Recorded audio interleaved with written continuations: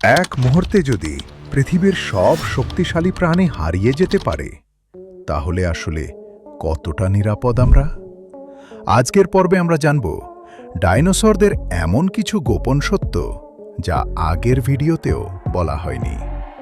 Dinosaur মানেই শুধু বিশাল আর ভয়ঙ্কর প্রাণী, এই ধারণাটা পুরোপুরি ঠিক নয়। অনেক ডাইনোসর ছিল অত্যন্ত বুদ্ধিমান এবং কৌশলী শিকারী। ট্রোডন নামের একটি ডাইনোসরের মস্তিষ্ক ছিল শরীরের তুলনায় অনেক বড়। বিজ্ঞানীরা মনে করেন এটি ছিল সবচেয়ে বুদ্ধিমান ডাইনোসরদের মধ্যে একটি। এরা হয়তো পরিকল্পনা করে শিকার করত, ঠিক আধুনিক শিকারীদের মতো। আরও অবাক করা বিষয় হল কিছু ডাইনোসর তাদের বাচ্চাদের যত্ন নিত। মাইয়াসাউরা নামের একটি ডাইনোসরের জীবাশ্মে দেখা গেছে তারা বাসা বানিয়ে ডিম দিত এবং বাচ্চাদের বড় করত। এটা অনেকটা আজকের পাখিদের আচরণের মতো। ডাইনোসররা কিভাবে যোগাযোগ করত সেটাও একটা বড় রহস্য। তারা হয়তো গর্জন, কম্পন বা পাখির মতো শব্দ ব্যবহার করত একে অপরের সঙ্গে কথা বলার জন্য। এবার একটু আকাশ আর সমুদ্রের দিকে তাকাই। ট্যারানোডন আকাশে উড়ত, কিন্তু এটি আসলে ডাইনোসর নয়, উড়ন্ত সরীসৃপ। একইভাবে মোজাসরস ছিল সমুদ্রের ভয়ঙ্কর শিকারী, কিন্তু এটিও ডাইনোসর নয়।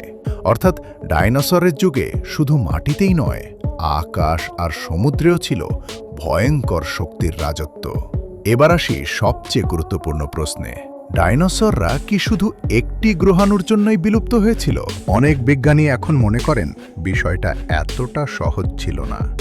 ভারতের ডেকান ট্র্যাপস অঞ্চলে দীর্ঘ সময় ধরে আগ্নেয়গিরির অগ্ন্যুৎপাত হয়েছিল। এর ফলে বিপুল পরিমাণ গ্যাস বাতাসে ছড়িয়ে পড়ে এবং পৃথিবীর জলবায়ু বদলে যায়। তারপর আসে সেই ভয়ঙ্কর গ্রহাণুর আঘাত। দুটি বিপর্যয় একসাথে মিলেই ডাইনোসরদের পৃথিবী থেকে মুছে দেয়।